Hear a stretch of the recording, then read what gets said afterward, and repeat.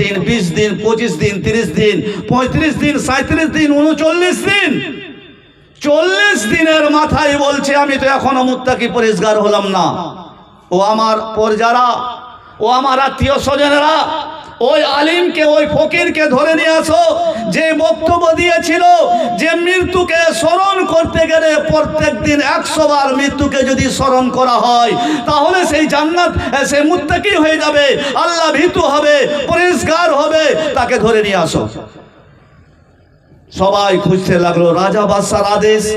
খুঁজতে গেল, খুঁজতে যায় দেখা গেল যে ওই আলিম, ওই দরবেশ এক জঙ্গলের বুকে গিয়ে ওযু করে আল্লাহর উপরে খেয়াল রেখে উনি নামাজ পড়তে আরম্ভ করেছেন, নামাজ শুরু করে দিয়েছেন।